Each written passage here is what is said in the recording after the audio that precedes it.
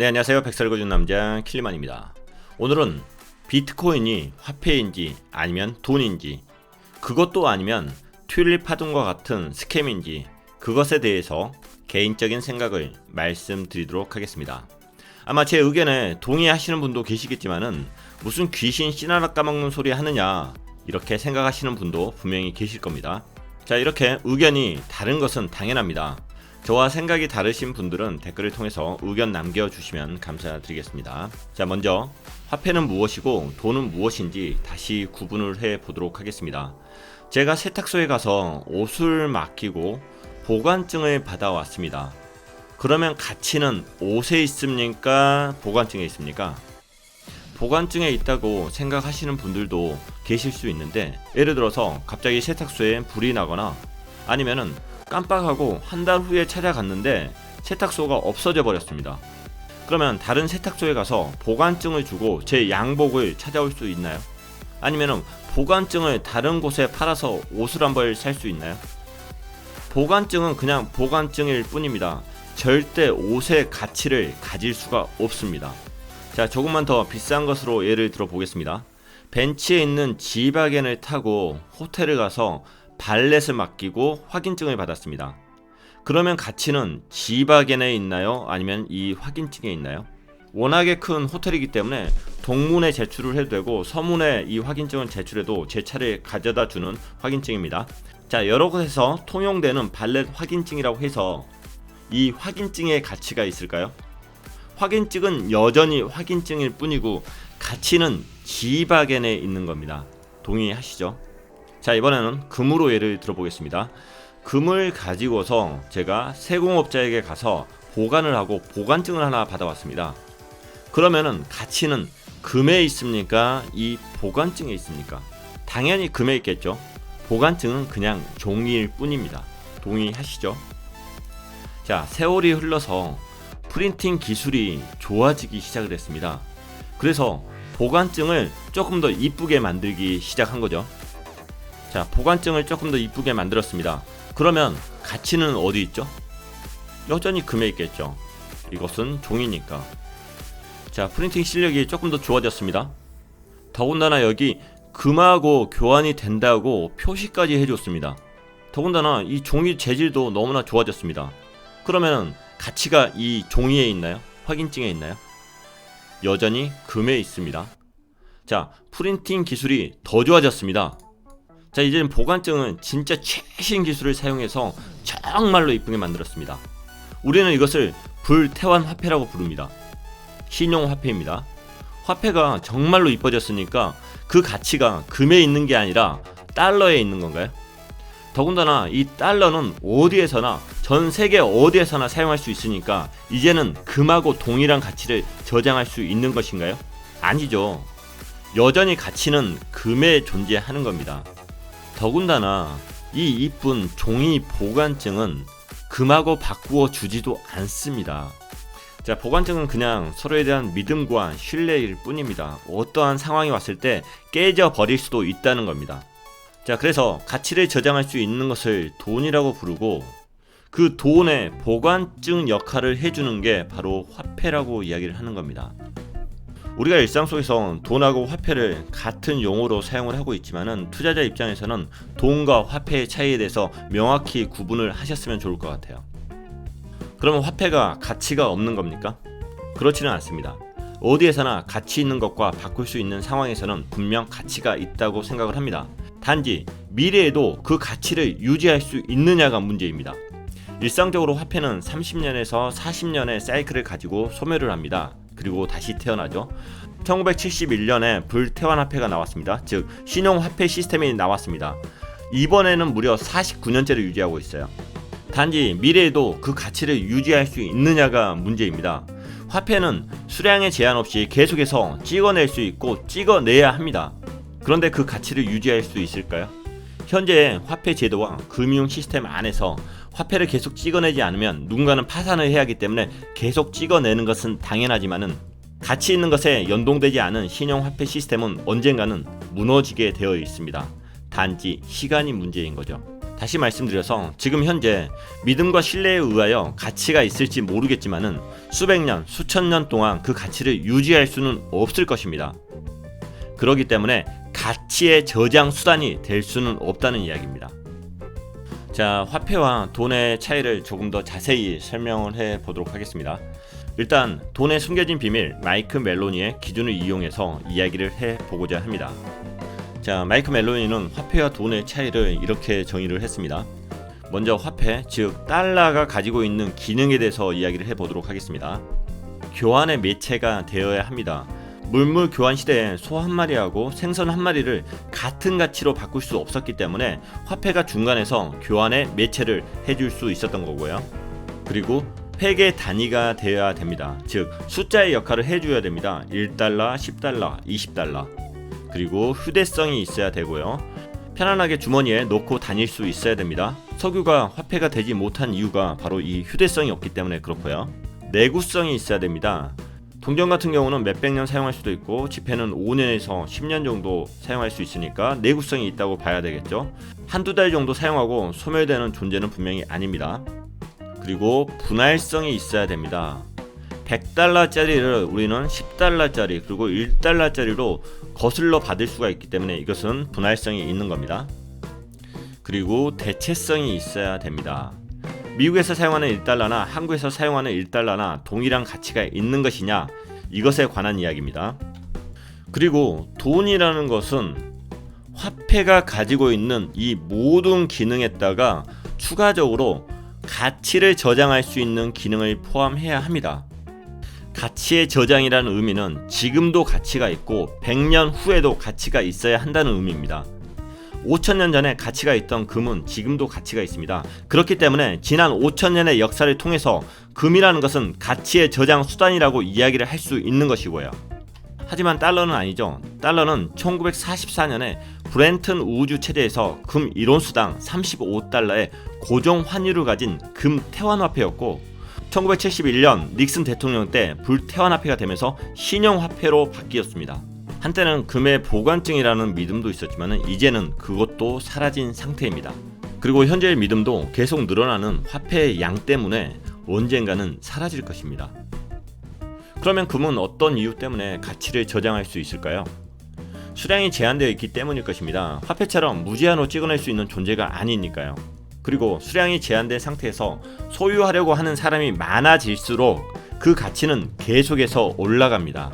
개인이 본인의 치장을 위해서 소유할 뿐만 아니라 투자 회사들이 수익을 위하여 금 보유량을 늘리고 세계 수많은 나라가 기축이라 믿고 있는 달러의 가치가 떨어질 것을 대비해서 저장을 하고 있고요. 화폐 경쟁에서 우위를 차지하기 위해서 각 나라뿐만 아니라 IMF에서도 꾸준히 그 수량을 늘리고 있습니다.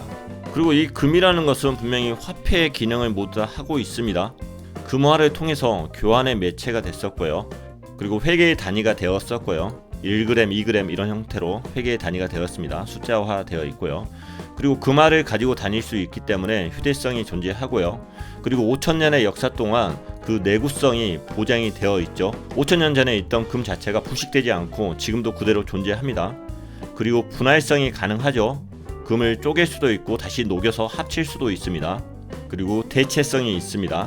미국에 있는 금 1kg하고 한국에 있는 금 1kg가 동일한 가치를 보장을 해주니까요. 자, 이번에는 비트코인을 이야기해 보도록 하겠습니다. 과연 비트코인은 화폐가 될 수 있는지 먼저 보도록 할게요. 비트코인은 교환의 매체입니까? 2010년 5월 22일에 미국 플로리다에 사는 한 사람이 비트코인 1만 개로 피자 2판을 사 먹었습니다. 이게 바로 그 당시에 사 먹었던 그 피자입니다. 참고로 1만 개면은 지금 시세로 1천억 원입니다. 1000억 원. 그리고 스타벅스에서 결제 수단으로도 사용될 예정에 있습니다. 그것도 조만간에. 그리고 그 사용하는 상점들은 계속해서 늘어나고 있습니다.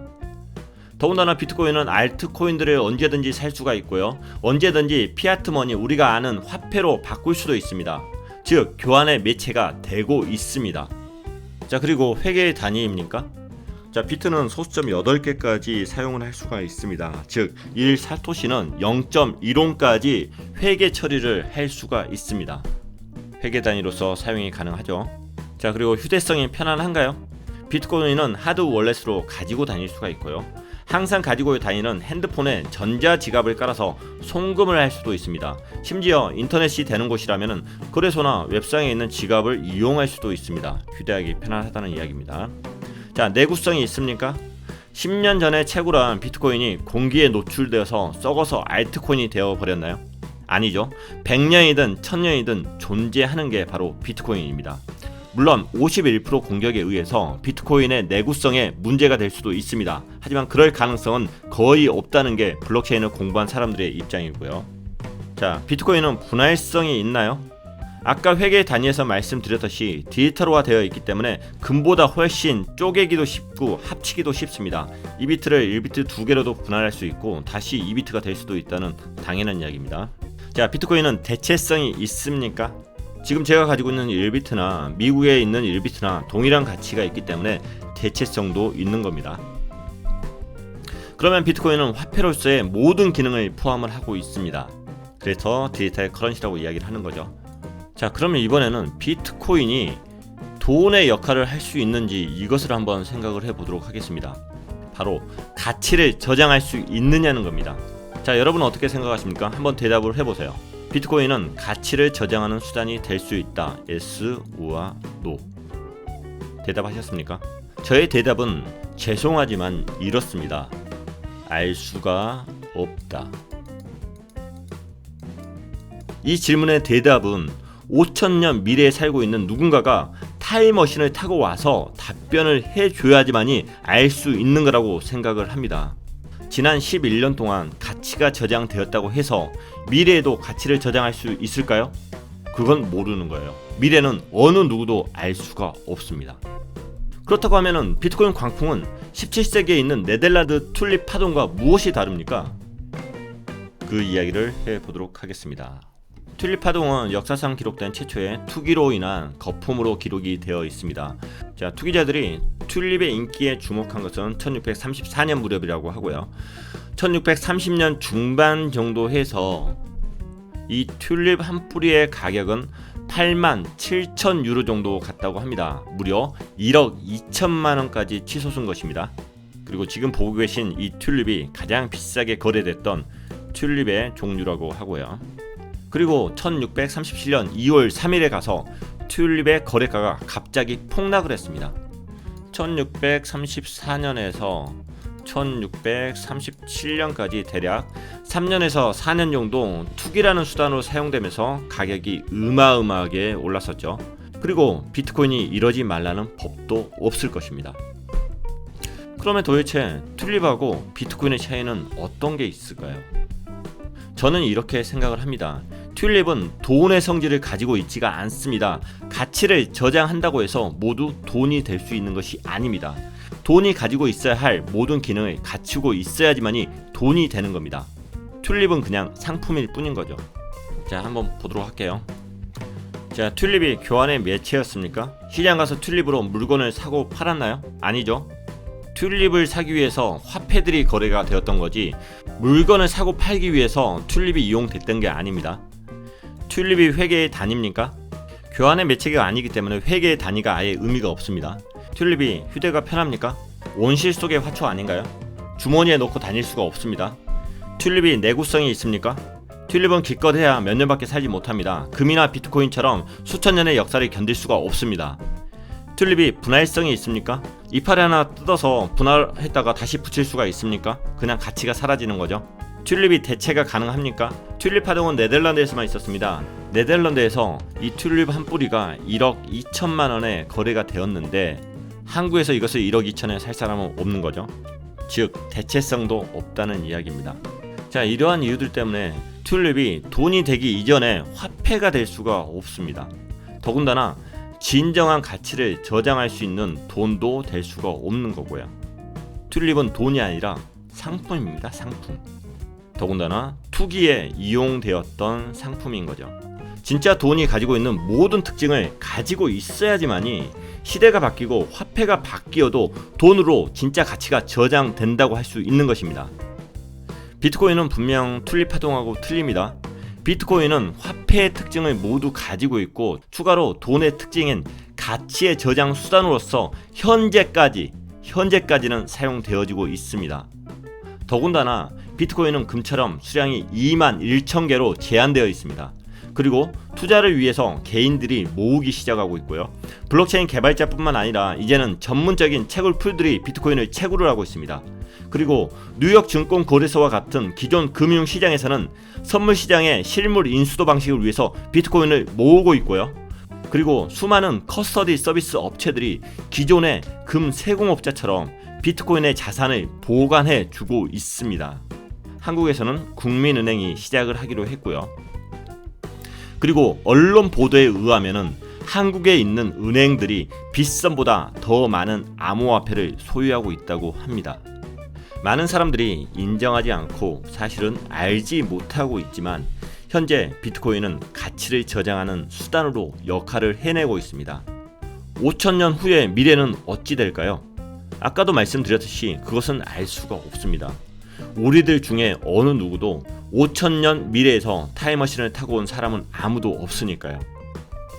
금이라는 것은 지난 5,000년의 역사를 통해서 가치의 저장 수단임을 증명을 했습니다. 5,000년 전에도 가치가 있었고 지금도 가치가 있기 때문에 가치의 저장 수단이라고 확실히 말할 수가 있습니다. 하지만 비트코인은 이제 11년이기에 확실히 이야기할 수는 없을 것입니다. 그래서 위험성이 존재하는 투자 종목임은 명백한 사실입니다. 그래서 투자를 하려고 하면 더욱더 조심하셔야 되고 더욱더 많이 공부를 하셔야 됩니다. 처음에 말씀드렸듯이 비트코인을 바라보는 시선이 모두 다를 것입니다. 의견도 서로 틀릴 거고요. 이것은 너무나도 당연한 겁니다. 하지만 현 화폐 시스템에 문제가 존재하고 분명 언젠가는 붕괴될 것이라는 말에는 많은 사람이 동의를 해 주실 겁니다.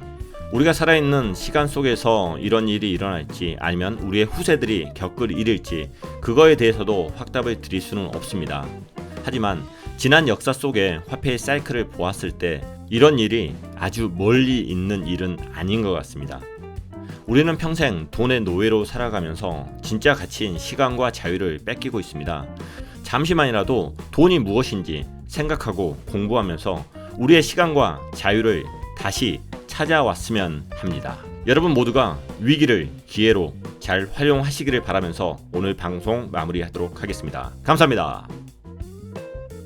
그리고 참고로 튤립 파동과 비트코인의 차이를 가치를 저장할 수 있는 돈의 관점에서 설명한 것은 킬리만 학파가 처음으로 제시한 이론입니다. 여러분이 증인입니다. 감사합니다.